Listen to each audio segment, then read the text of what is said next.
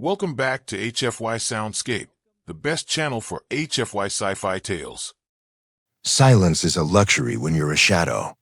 Elias Thorne knew that better than anyone. High above the shimmering crystalline floors of the Zenith Spire, Elias stood perched on a narrow maintenance catwalk, his pulse steady, his eyes fixed on the impossible. Below him, the galactic elite moved like schools of exotic fish, their iridescent robes catching the artificial starlight of 1,000 different suns. To them, he didn't exist. He was just a Terran security specialist, a glorified bouncer in a high-tech suit, hired to ensure that the peace treaty between 12 warring sectors didn't end in a bloodbath. But Elias wasn't watching for assassins. Not right now. He was watching her. Princess Lyra of the Aethelgard stood at the center of the hall, a vision of starlight and defiance. Her people were telepaths, capable of feeling the emotional resonance of an entire room, yet she stood there like a pillar of absolute calm. Humanity was the newcomer to this council, the unrefined species that shouldn't have been able to compete with ancient empires. Yet, here was Elias, a human, tasked with the princess's life. The air in the spire was heavy with the scent of ozone and expensive pheromones. Elias adjusted his tactical earpiece, the cold metal a sharp contrast to the warmth he felt creeping up his neck. He was supposed to be scanning for heat signatures and concealed weaponry. Instead, he was tracing the curve of Lyra's jawline through his visor's zoom. Hold on before we get into the real stuff, I want to know. What are you doing at this exact moment while hearing my voice? I love seeing your answers down below in the comments. Elias leaned back against a support beam, the shadows of the rafters swallowing him whole. He thought he was safe. He thought the layers of sound-dampening fields and the roar of the diplomatic gala would bury his voice. He shifted his weight, his eyes lingering on the princess as she laughed at a joke made by a bloated high counselor. The sight of her, the way she carried the weight of a dying empire with such grace, hit him harder than any gravity slug. He let out a breath he didn't know he was holding. It was a moment of weakness, a stray thought escaping into the void. He didn't mean to say it out loud. He certainly didn't mean for the high-gain comms unit on his chest to pick it up and broadcast it on the private, high-frequency diplomatic channel, a channel designed for the royal family's ears only. I wish I could marry her, Elias whispered, the words barely a ghost of a sound. The effect was instantaneous. Below him, the princess didn't just stop talking. She didn't just flinch. She went rigid, her entire body snapping toward the rafters, as if she'd been struck by lightning. The high counselor stopped mid-sentence, his 4 eyes blinking in confusion. The entire hall fell into a terrifying, suffocating silence as the princess of the most powerful telepathic race in the galaxy slowly turned her gaze upward, locking eyes exactly where Elias was hiding in the dark. Elias felt his heart stop, his blood turn to ice. He had just committed a diplomatic felony. He had just insulted a goddess, or so he thought. Lyra's lips parted. A small, enigmatic smile tugged at the corners of her mouth, a smile that wasn't meant for a diplomat. It was meant for him. She didn't use the comms. She didn't use a speaker.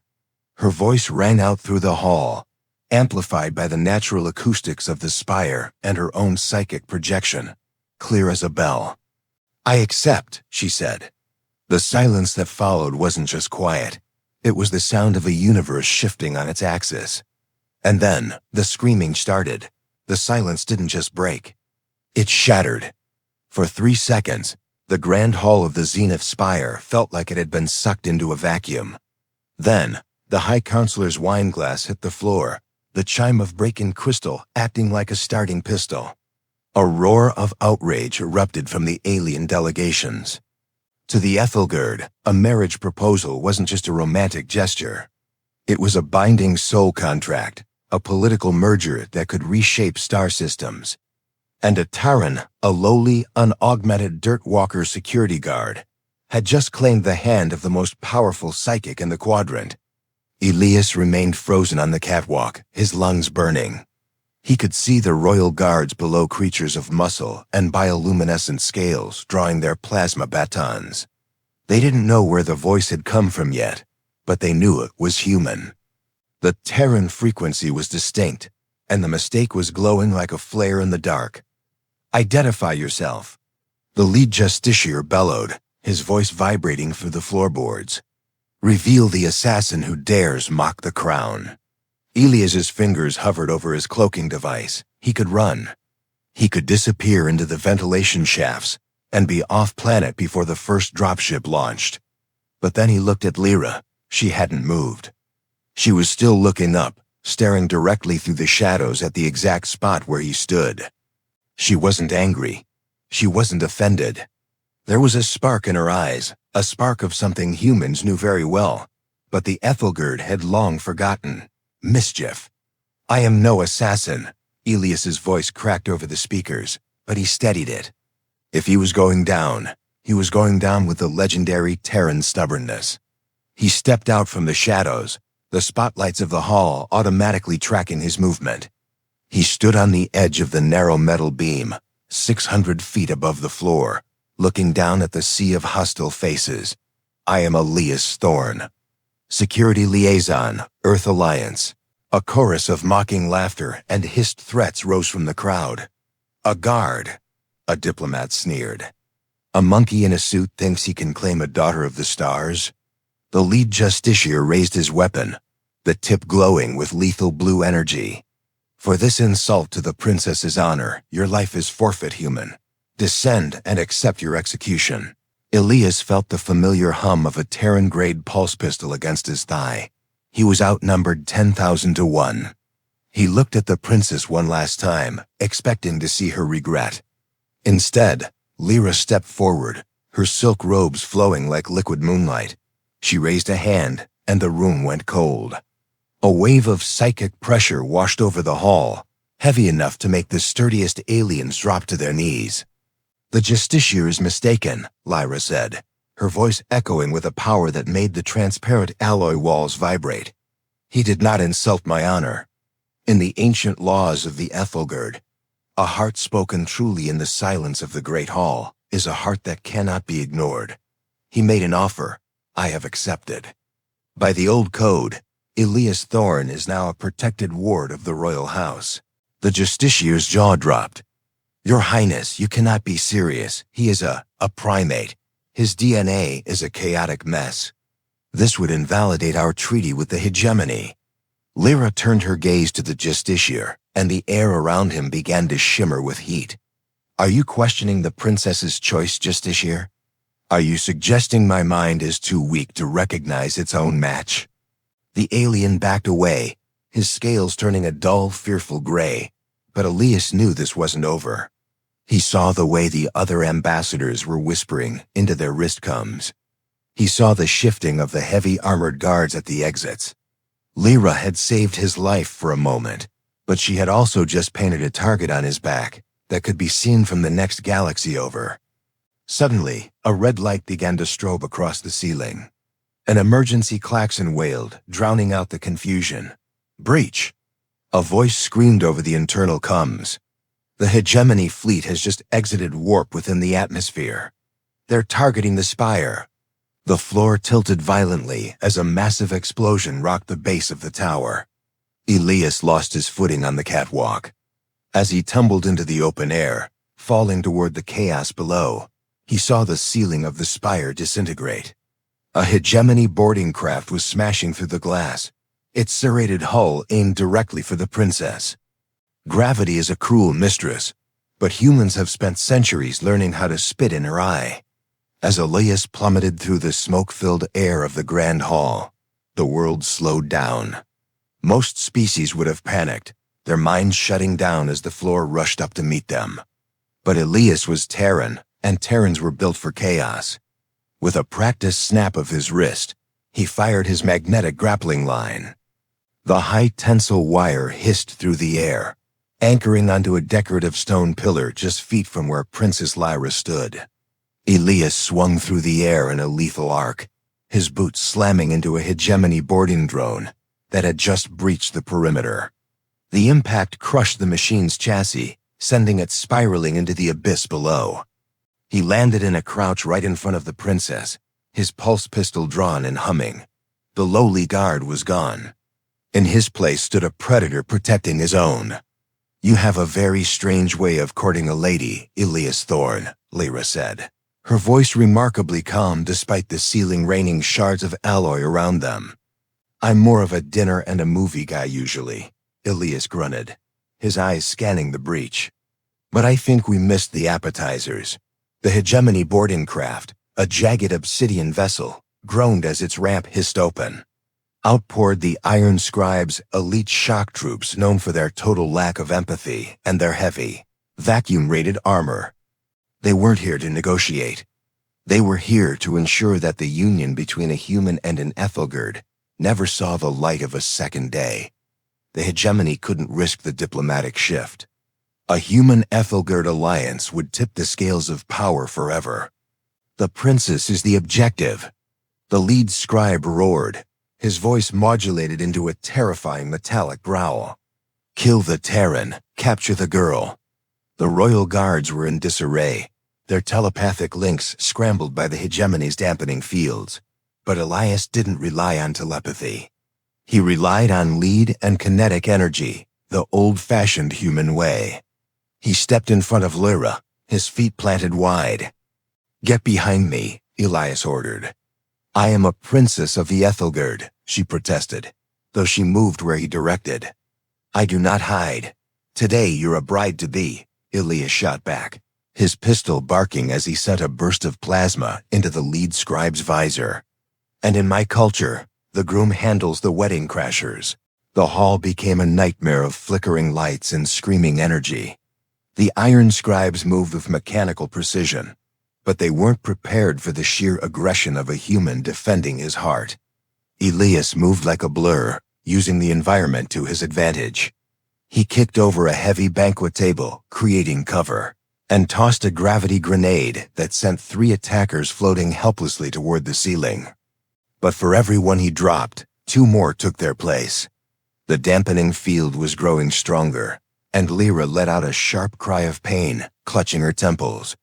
The psychic feedback was hitting her like a physical blow. "Elias," she gasped, her knees buckling. "The field. They're burning out my mind." Elias looked back, seeing her pale face. The Hegemony knew her weakness. They were using a localized neurostatic pulse to paralyze her. If he didn't shut down that boarding craft's internal generator, she wouldn't just be captured, she'd be lobotomized. He looked at the boarding craft, then at the 30 armed soldiers between him and the ship. He had 1 clip left in his pistol and a combat knife. The odds were impossible. "Lyra, listen to me," Elias said, his voice dropping to a low, fierce growl. "Close your eyes, count to 10. When you open them, the lights are going to be out. What are you doing?" She whispered. Elias didn't answer. He reached into his tactical vest and pulled out a small, unmarked canister, a Terran blackout device, banned in 12 sectors for being unnecessarily cruel to species with sensitive eyes. He cracked the seal. "Humanity first," he muttered. The canister didn't explode with fire. It exploded with a sound that felt like the universe tearing in half, followed by a light so bright it burned the sensors of every drone in the room. In the blinding white void, Elias Thorne charged. He wasn't just a guard anymore. He was the reason the galaxy feared the dark. While the Iron Scribes stumbled, blinded by the Terran flashbang, Elias moved by instinct. To an Aethelgard, sight and telepathy were everything. To a human born in the rugged colonies of the Outer Rim, the dark was just another tool. He navigated the chaotic geometry of the hall by the sound of heavy boots and the smell of ozone. He didn't fire his pistol. The muzzle flash would give him away. Instead, he used his combat knife, and the sheer momentum of a body evolved on a high-gravity world. He was a ghost in the whiteout, a shadow that struck and vanished. He felt the sickening crunch of reinforced plating as he slammed his shoulder into a scribe, sending the alien flying into a marble pillar. He reached the boarding craft's ramp in seconds. Inside, the neurostatic generator hummed a jagged, pulsing machine that looked like a throne of needles. It was feeding off the princess's own psychic energy, twisting it into a weapon against her. "Stop right there, Dirtwalker." Elias didn't stop. He didn't even look. He threw his knife with a fluid, lethal motion. The blade buried itself in the throat seal of the technician manning the controls. As the alien collapsed, Elias leaped onto the console. He didn't have time to hack the alien encryption. He didn't have time to be subtle. He raised his heavy pulse pistol and emptied the entire magazine into the core of the generator. The explosion was contained, a muffled thump followed by a cascade of blue sparks. Instantly, the oppressive weight in the air vanished. The high-pitched whine that had been torturing Lyra fell silent. Elias staggered out of the ship, his vision finally clearing as the blackout effect faded. He looked toward the center of the hall. Lyra was standing. Her eyes were no longer clouded with pain. They were glowing with an intense violet fire. The remaining iron scribes recovered their senses, turning their weapons toward the lone human on the ramp. "End him!" The commander barked, but they were too late. The princess had her mind back. She didn't move a muscle, but the air around the soldiers began to ripple. One by one, the elite Hegemony killers froze. Their weapons were ripped from their hands by an invisible force and crushed into scrap metal. Then, with a flick of Lyra's wrist, the soldiers were flung backward, crashing through the same glass they had broken to get in. The hall fell into a sudden, eerie quiet, save for the distant sound of the planetary sirens. Lyra turned to Elias. Her breathing was heavy, her regal composure slightly frayed. She looked at him, really looked at him, not as a guard, but as a man who had just defied an empire for a whisper. "You are a very loud species, Elias Thorne," she said, her voice trembling slightly. "We find it helps get the point across." Elias replied, wiping a smear of blue alien blood from his cheek. Before they could speak another word, the High Justiciar, who had been hiding behind a throne, stood up, his face twisted in a mask of bureaucratic rage. "This is a catastrophe. The Hegemony will declare total war. You." He pointed a shaking finger at Elias. "You have doomed us all with your proposal. This marriage cannot happen. It is a death sentence for both our races." Lyra stepped toward the Justiciar, her presence filling the room. The Hegemony just tried to assassinate a royal heir in a hall of peace. The war has already begun, Justiciar. The only question is, who will stand with us? She turned back to Elias, extending a slender, pale hand. It was an invitation that carried more weight than 1,000 treaties. "They will come for us now," she warned. "Not just the Hegemony. My own people's conservatives, the merchant guilds, the mercenaries. To marry me is to live a life on the run until we find a way to end this." Elias looked at her hand, then looked at the stars visible through the shattered ceiling. He was a simple man from Earth, but he knew one thing. Humans never back down from a fight, especially not for the woman they love. He took her hand. Her skin was cool, but her grip was firm as steel. "Well," Elias said with a lopsided grin, "I've always wanted to see the galaxy. I just didn't think I'd be doing it with a bounty on my head." "Then let us go," Lyra whispered, "because the first wave of hunters has already landed in the docking bay." The touch of her hand felt like a live wire hitting a pool of water. For a second, Elias didn't just see Lyra. He felt her. He felt the echo of her ancestors, the weight of her duty, and a sudden sharp spike of adrenaline that wasn't his own. The telepathic bond was forming, a bridge built on a foundation of a single accidental sentence. "The docking bay?" Elias repeated, his tactical brain snapping back into focus. "If they've already landed, they'll have the perimeter locked down. We can't use the royal shuttles. They'll have transponder codes that the Hegemony can track before we even clear the atmosphere." "I know," Lyra said, her eyes darting to the heavy blast doors at the far end of the hall. "But there is a secondary bay. The Silent Reach. It's where the prototype stealth vessels are kept. Only the Bloodline has the biometric clearance to open it. Then we move, fast.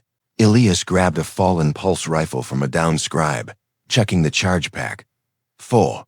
He looked at the High Justiciar, who was currently hyperventilating. Hey, Grandpa. If you want to live, I suggest you tell your remaining guards to hold this hall. If the Hegemony gets through those doors, you're the first one they'll execute to cover their tracks. The Justiciar sputtered, but the logic was undeniable. He began barking orders into his wristcom, desperation replacing his arrogance. Elias and Lyra sprinted toward the service elevators. As they ran, the spire groaned again. A heavy orbital strike had just clipped the upper spires. The entire building was tilting. Hold on. Elias shouted, grabbing Lyra around the waist as the floor suddenly became a slide. He jammed his combat knife into the floor, molding to anchor them. Elias, Lyra gasped, her fingers digging into his tactical vest. Why did you say it? Say what? The proposal, in the silence. You didn't know I could hear you. You didn't know the channel was open. Why did you say those words? Elias looked down at her. Her violet eyes were searching his, looking for a lie he couldn't tell. Not to a telepath. Because humans are idiots, Lyra. We spend our lives looking at things we can't have and wishing the universe worked differently. I didn't say it because I thought it was possible. I said it because it was true. A small, genuine smile broke through her mask of royal stoicism. It is the first true thing I have heard in this hall for 50 years. The elevator doors hissed open, but they weren't empty. 3 Hegemony wraiths, specialized infiltration units with cloaking technology, stepped out. They were nearly invisible, their forms only a ripple in the air. Elias didn't wait for them to decloak. He had seen the way the dust on the floor swirled around their feet. He raised the rifle and opened fire, the blue bolts of plasma illuminating the corridor. One wraith went down, its cloak failing in a shower of sparks.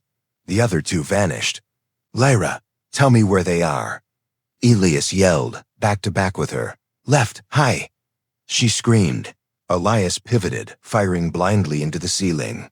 A heavy, armored body fell, crashing onto a decorative fountain. But the 3rd wraith was smarter. It didn't attack Elias. It lunged for Lyra. The invisible blade hissed through the air, aimed straight for her heart. Elias lunged, throwing his own body in the way. He felt a searing heat rip across his shoulder as the blade sliced through his armor and skin. He didn't scream. He reached out, grabbed the invisible arm, and slammed his forehead into where he guessed the wraith's face would be. The helmet cracked. The cloak died. Elias jammed his pistol under the alien's chin and pulled the trigger. The corridor went silent again, save for Elias's ragged breathing. He slumped against the wall, clutching his shoulder. Blood red, human blood began to soak through his gray uniform. You're hurt, Lyra said, her voice trembling. She reached for him, but Elias pushed himself up. It's a scratch. I've had worse from training bots, he lied. But as they reached the entrance to the silent reach, a new sound began to echo through the shafts. It wasn't the sound of engines or explosions. It was a rhythmic metallic thumping. The sound of a hegemony, breacher, mech. They were trapped. The stealth ship was 30 yards away, behind a biometric seal, and a 10-ton killing machine was walking down the only hallway left. The floor didn't just vibrate. It groaned under the weight of the breacher mech. Each step sounded like a hammer hitting an anvil. Through the smoke, the silhouette of the machine appeared, a hunched, 4-legged monstrosity of black steel, its front-mounted rotary cannons glowing with a pre-charge hum. The seal, Lyra, open the seal. Elias yelled, shoving her toward the biometric scanner near the hangar doors. I need 10 seconds. She cried, pressing her palm against the cold glass of the interface. A series of ancient Aethelgard runes began to cycle, glowing white as they verified her genetic signature. Elias looked at the mech. 10 seconds was an eternity when you were facing a walking tank. He looked at his pulse rifle. The charge was low, and it wouldn't even dent that armor. He looked at his shoulder, where the wraith's blade had left a jagged, burning trail. He didn't have heavy weapons. He didn't have backup. What he had was a Terran brain and a very dangerous amount of desperation. "Hey, over here, you oversized toaster," Elias roared, stepping into the center of the hallway. He didn't fire. Instead, he pulled 2 remaining gravity grenades from his belt. The mech's sensors locked onto him. The rotary cannons began to spin, a high-pitched whine filling the corridor. "Elias, get down," Lyra screamed as the scanner chimed. The massive hangar doors began to grind open, revealing the sleek, needle-like shape of the Silent Reach. But Elias didn't move. He waited until the very microsecond the mech's barrels flashed with orange light. He dived to the right, sliding across the polished floor as a hail of tungsten slugs shredded the wall where he'd been standing.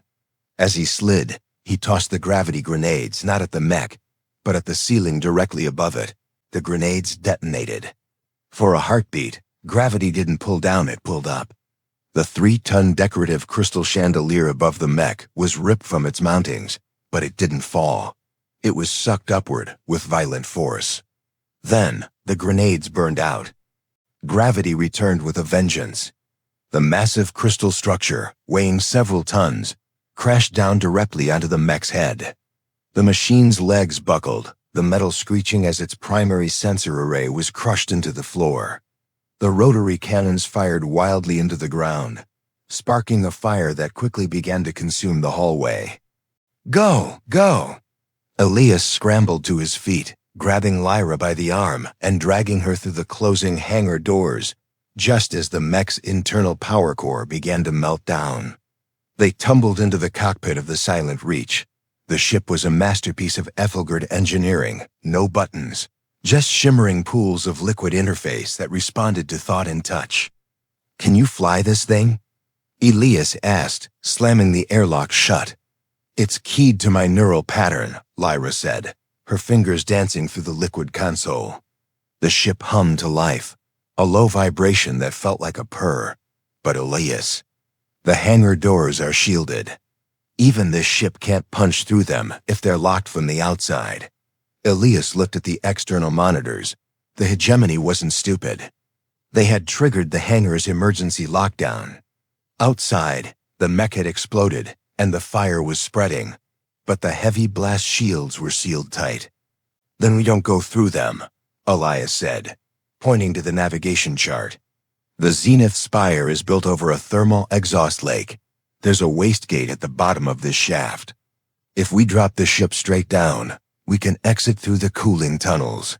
That's a 400-foot vertical drop in a ship that hasn't been flight tested in a decade," Lyra said, her eyes wide.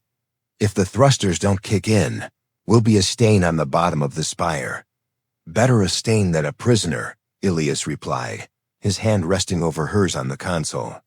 "Trust me, I'm a human. We're experts at falling." Lyra looked at him, the fear in her eyes replaced by a sudden fierce resolve. She gripped the controls. "Hold on, Elias Thorne. I hope your heart is as strong as your words."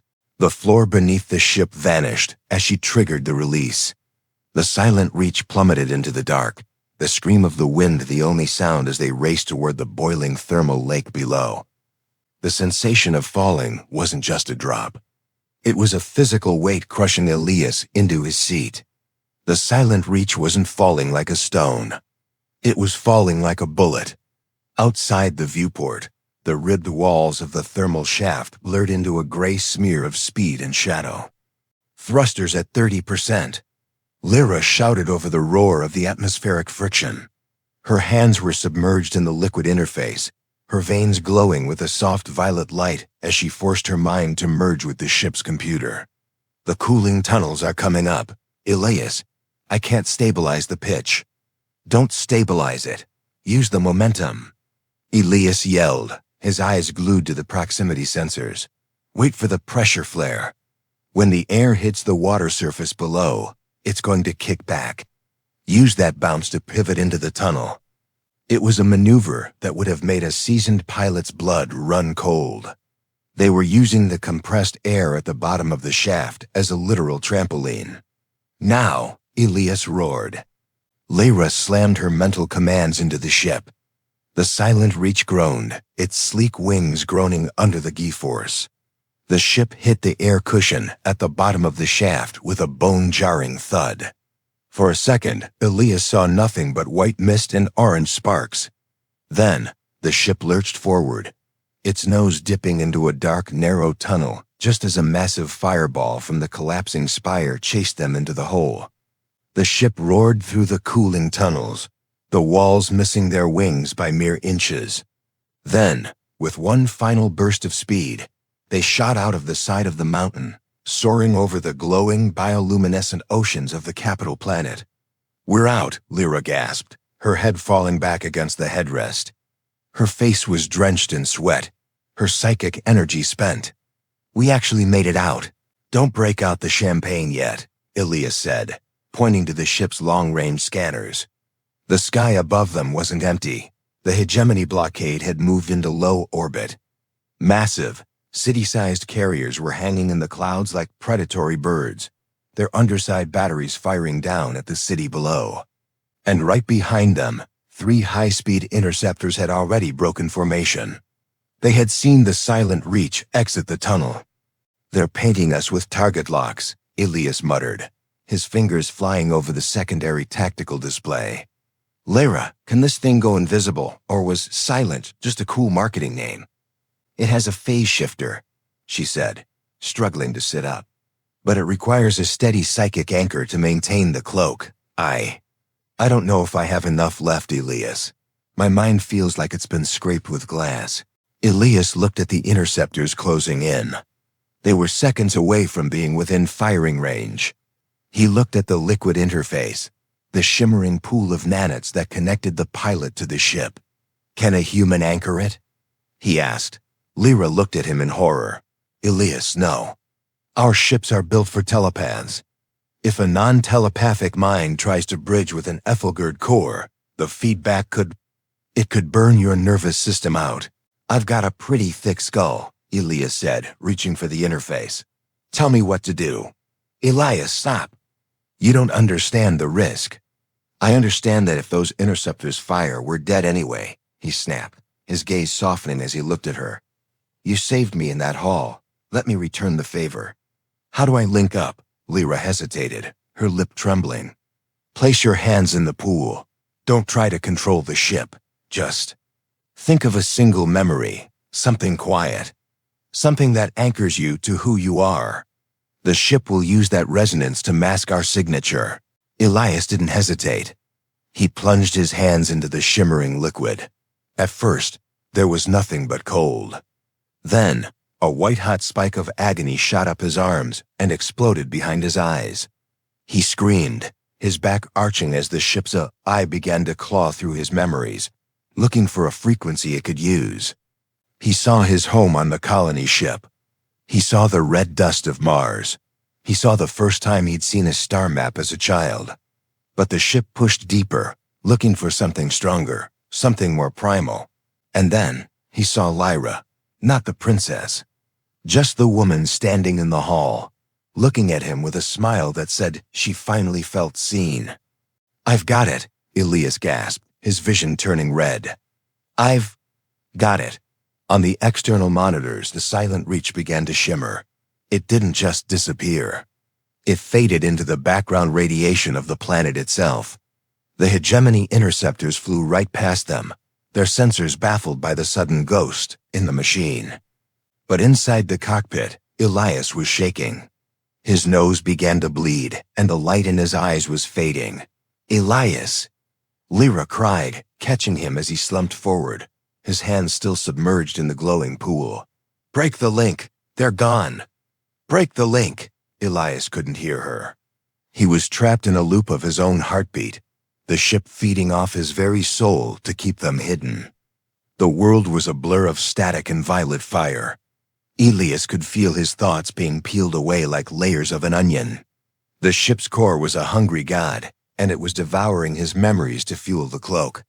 He felt the cold of deep space, the heat of the Martian deserts, and the smell of grease in a Terran motor pool, all of it bleeding into the ship's hull. "Elias, pull out, now!" Lyra's voice sounded like it was coming from the bottom of an ocean. With a scream of pure agony, Elias ripped his hands from the liquid interface. The connection snapped like a whip, sending a back surge of energy through the cockpit. He collapsed onto the floor, his chest heaving, his vision swimming with dark spots. The cloak flickered, stabilized, and then held. They were a ghost in the void, drifting toward the edge of the atmosphere.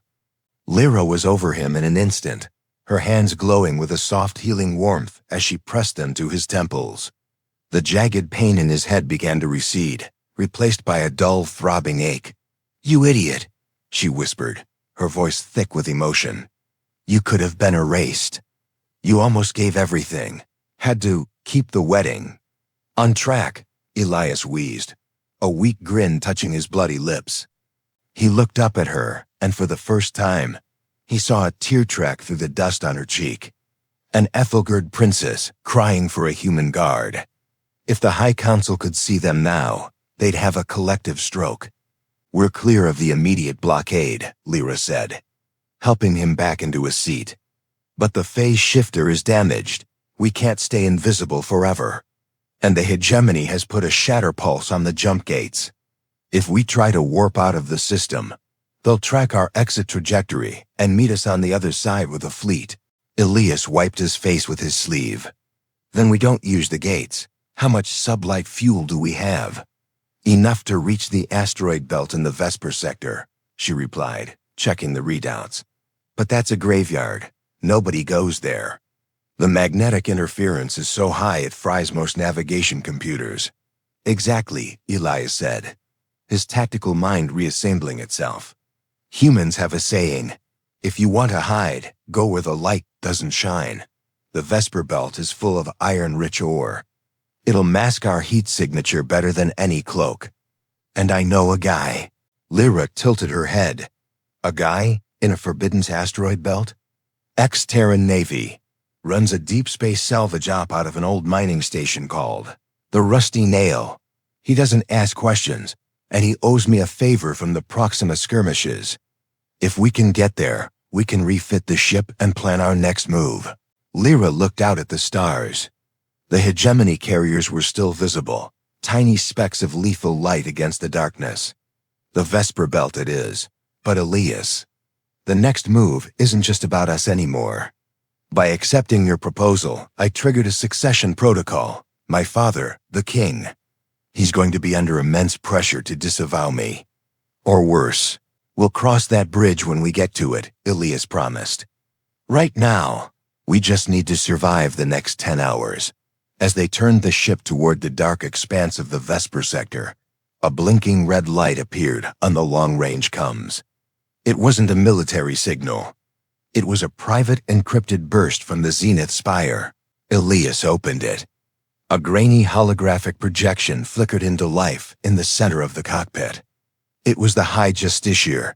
He looked terrified, his scales a sickly shade of yellow. "Princess," the Justiciar hissed, looking over his shoulder. "They've taken the king. The Hegemony didn't just attack, they've staged a coup within the palace. They're claiming you murdered your father to take the throne with a Terran puppet. There is a galaxy-wide kill-on-sight order for both of you." Before Lyra could respond, the transmission was cut off by a burst of static. In its place, a cold, mechanical voice echoed through the ship's speakers. "This is the Hegemony Dreadnought Eclipse. We have your signature, Princess. You have 5 minutes to power down your engines and surrender the human, or we will begin glassing the civilian sectors of your capital."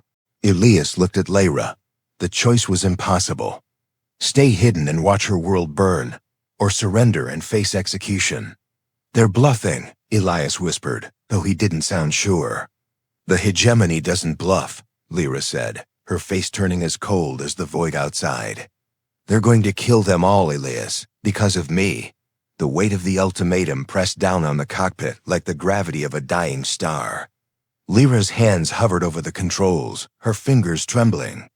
Outside, the distant glow of her home planet seemed fragile, a marble of life suspended in a sea of predators. "If I turn back," Lyra whispered, her voice hollow, "they kill you. If I stay, they kill millions. Is this what love costs in your world, Elias? Does it always come with a body count? Elias stood up, ignoring the stabbing pain in his shoulder. He stepped close to her, placing his heavy, scarred hands over her slender ones. No, in my world, love is the reason we fight when the odds are zero. They think they've trapped us because they think we play by their rules. They think humans are just monkeys and you're just a telepath. They're forgetting one thing. Lyra looked up at him. What? They're forgetting that a cornered human is the most dangerous thing in the galaxy, Elias said, his eyes narrowing. And they've never seen a human with a princess to protect.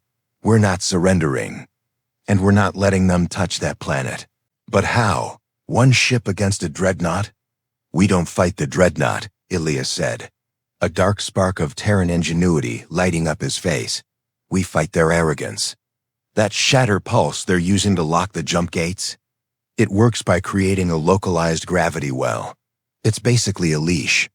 If we can't outrun the leash, we're going to use it to pull the dog into the wall. Elias began typing furiously into the tactical computer, bypassing the Aethelgard safety locks with a series of brutal Terran override codes. Lyra, I need you to push your mind back into the ship. Don't anchor a cloak this time. I need you to find the frequency of that shatter pulse. Locate the exact center of their gravity well. Elias, if I link again after what you did, the resonance could... I'll be your anchor this time, he interrupted, grabbing the secondary neural leads. I'll take the heat. You just find the target. They locked eyes, a silent agreement between a soldier and a sovereign. Lyra took a deep breath and plunged her hands back into the liquid interface. Elias gripped the leads, his jaw locked as the psychic feedback began to sizzle through his nerves. I see it. Lyra cried out, her eyes glowing with a blinding violet light. It's coming from the Eclipse's prow. They're focusing the pulse directly on us. Perfect, Elias growled. Engage the sublight engines. Full burn, straight at them. The silent reach didn't flee. It screamed toward the massive dreadnought like a suicide drone. On the Eclipse, the Hegemony commanders likely laughed, thinking the dirt walker had finally lost his mind. They increased the power to the shatter pulse, intending to crush the small ship like an egg. But as the gravity well intensified, Elias triggered the ship's phase shifter at the exact frequency Lyra had identified. Instead of the ship being crushed, it began to slide along the gravity wave, accelerating to speeds the engines could never achieve on their own. They weren't just moving. They were being pulled into the dreadnought's own heart at a fraction of light speed. Elias, we're going to impact, Lyra screamed. Not if we jump. At the very last second, with the black hull of the Eclipse filling their entire vision, Elias slammed the hyperdrive engagement. Usually, jumping this close to a gravity well was a death sentence. It would tear a ship apart. But because they were perfectly cinched with the Hegemony's own pulse, the silent reach didn't tear. It punched a hole through the Eclipse's internal shields, using the dreadnought's own power to tear a rift in space-time. There was a flash of white, a roar of folding dimensions, and then, silent, reach vanished. Behind them, the feedback loop from the disrupted shatter pulse cascaded back into the Eclipse. The dreadnought's prow didn't explode. It imploded, the massive ship folding in on itself as its own gravity weapon turned into a localized black hole. Inside the silent reach, Elias and Lyra were thrown against the bulkheads as the ship tumbled through the chaotic slipstream of an unstable jump. The lights flickered and died. The hum of the engines faded into a haunting whistle. They were no longer in the capital system. They were somewhere cold, somewhere dark. Elias blinked the blood from his eyes, looking at the cracked viewport. Outside, thousands of jagged shadows drifted in the pale light of a distant star. The Vesper Belt, he whispered, his voice cracking. We made it. But as he looked at the sensor array, his heart sank. The ship's life support was failing. The hull was venting oxygen. And on the edge of the belt, 6 red blinks appeared. The Hegemony hadn't just sent one ship. The hunters were already here, waiting in the dark. The air was getting thin, each breath feeling like a swallow of dry needles. The silent Reach groaned, its sleek hull riddled with stress fractures from the illegal jump. Elias looked at the sensor screen. The 6 red blinks were closing in, moving through the asteroid field with predatory grace. These weren't standard cruisers. They were hegemony seekers, fast, lethal, and equipped with thermal tracking harpoons. "They're not firing," Lyra whispered, her voice weak as she leaned against the pilot's seat. "They want us alive. The coup needs a public execution to legitimize the new regime. They're going to be disappointed," Elias said, his hands moving over the manual override levers. He looked at the oxygen gauge, 5%. "Lyra, if we stay in this ship, we're just a canned snack. We need to reach the rusty nail. It's that massive, jagged rock at the 12 o'clock position. See the flickering blue light?" "I see it. But the engines are dead, Elias. We're drifting." Elias stood up, his movements slow and deliberate. He walked to the back of the small cabin and pulled out 2 emergency vacuum suits. They were old, bulky Terran models, nothing like the elegant Aethelgard gear. "We aren't flying there. We're jumping." "Jumping? Through open space?" "Elias, the magnetic interference it'll hide us," he finished for her. "The belt is so thick with iron, their sensors can't distinguish a human-sized heat signature from the background radiation of the asteroids. It's the ultimate needle in a haystack play." He helped her into the suit, his fingers lingering on her helmet seal. Through the clear visor, she looked at him with a mixture of terror and absolute trust. It was the look of a woman who had traded a throne for a chance at something real. "On 3, Elias said, clutching her hand as he opened the airlock manual vent. The air hissed out, and the vacuum of space pulled at them. They stepped out into the void, a single tether connecting them. Below them, the Vesper Belt was a graveyard of ancient stars, and behind them, the silent Reach drifted away as a decoy. For 10 minutes, they were ghosts in the machine. They used small puffs of nitrogen from their suit thrusters to navigate the jagged terrain of the belt. The Hegemony seekers hovered near their empty ship, firing a volley of shots that turned the silent Reach into a cloud of sparkling dust. "They think we're gone," Lyra's voice crackled over the short-range comms. "Not yet," Elias replied. They reached the airlock of the rusty nail, just as Elias's oxygen alarm began to wail. He hammered on the door's manual override. It didn't budge. He hammered again, his vision beginning to tunnel. Suddenly, the heavy iron door groaned open. A massive bearded man in a grease-stained flight suit stood there, holding a kinetic shotgun the size of a small cannon. "Elias Thorne?"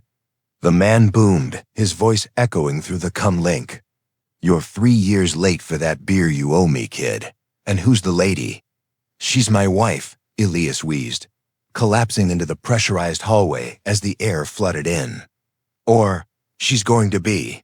Once we finish saving the galaxy." The man, a veteran named Silas, looked at the princess, then at the burning debris of the Hegemony fleet visible through the station's reinforced glass. He let out a low whistle. "Well, if you're going to start a galactic revolution, you picked the right place to hide. Welcome to the nail." Elias pulled off his helmet and looked at Lyra. Her violet hair was a mess. Her face was covered in soot, and she had never looked more like a queen. She reached out, taking his hand, and this time the telepathic bond was crystal clear. "No pain, just a promise." "The Hegemony thinks they've won," Lyra said, her voice turning into the steel that would lead an army. "They think humanity is a weakness I've developed. They have no idea that humanity's the weapon that's going to take back my father's throne." Elias smiled, checking the sidearm Silas handed him. "See? I told you, humans might be loud and we might be messy.